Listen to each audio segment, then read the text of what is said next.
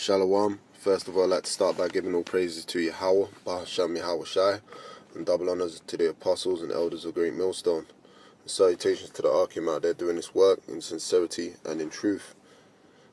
Once again, another article from the news from the 21st of April 2017. This is from the Sun newspaper, titled "New Orders for Cops. Police will shoot terrorist drivers dead under new rules of engagement following Westminster Bridge attack." The article goes on to say police will use shoot-to-kill tactics to wipe out jihadi deaf drivers.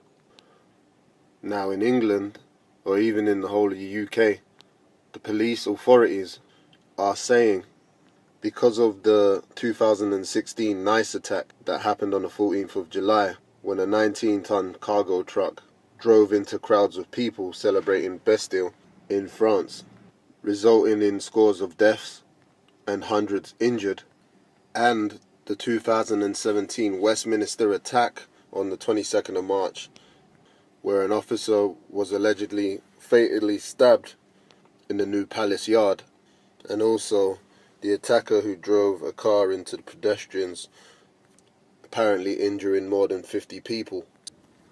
So upon these incidents, police authorities have set new rules of engagement, which is a shoot-to-kill policy, as stated in this article.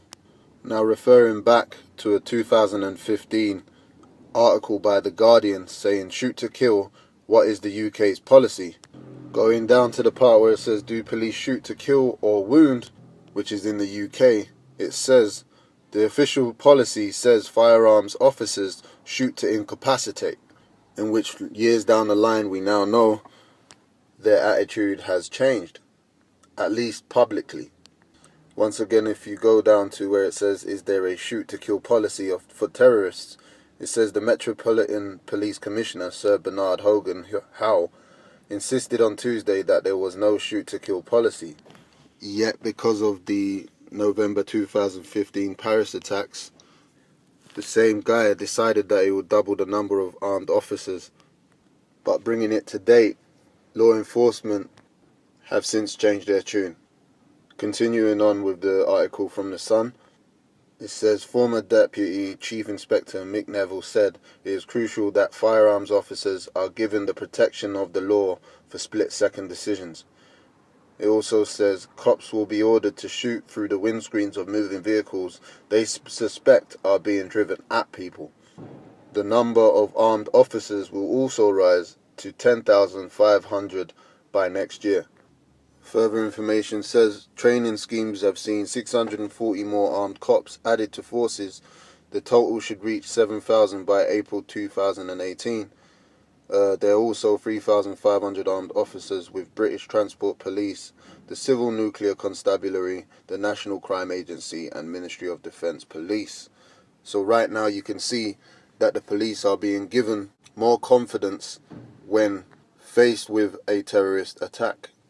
However, the loose use of the word terrorist and the more growing popular use of the word domestic terrorism, meaning the civilian population is deemed a terrorist until proven innocent, the new laws of engagement could backfire on the general public, especially on Jake or so-called ethnic minorities, as you are starting to see the pattern in alleged terrorist attacks that guys are starting to grow beards and they're becoming more darker in skin than previous terrorist attackers, which is clearly an assault or an attack on the men that are teaching this truth in sincerity, man. The men that are teaching in the name of Yahweh, bringing out the truth of the Bible, waking up the elect.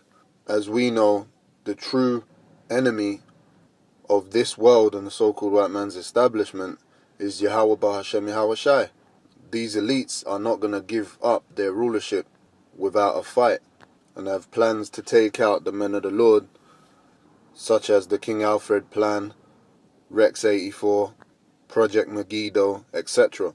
And in the light of concentration camps, they are going to have a list of people who they already suspect are not going to accept the RFID implantable chip, which is biblically known as the mark of the beast. and that coincides with what's known in the scriptures as the time of Jacob's trouble. So the incremental rise of armed forces in the UK shows you what time we're living in. It shows you the mark of the beast is just around the corner, that anyone who doesn't accept the RFID chip is deemed a terrorist or an enemy of the state. It shows a normalization process of armed forces being present on the streets, preparing the public for a long-term armed police presence. And finally, martial law for when the prophecies of famine, loss of jobs, diverse pestilences take hold of the UK and places around the world. And that's going into 2nd Esdras, the 15th and 16th chapter. But for now I'm just going to read the 2nd Esdras 15, and I'll read from verse 17. It says, let me start from 16. For there shall be sedition among men, and invading one another. They shall not regard their kings nor princes, and the course of their actions shall stand in their power. So they're not going to be listening to the authorities or even these politicians, and definitely not mums for guns. Verse 17, a man shall desire to go into a city and shall not be able, for because of their pride the city shall be spoiled, their houses shall be destroyed, and men shall be afraid.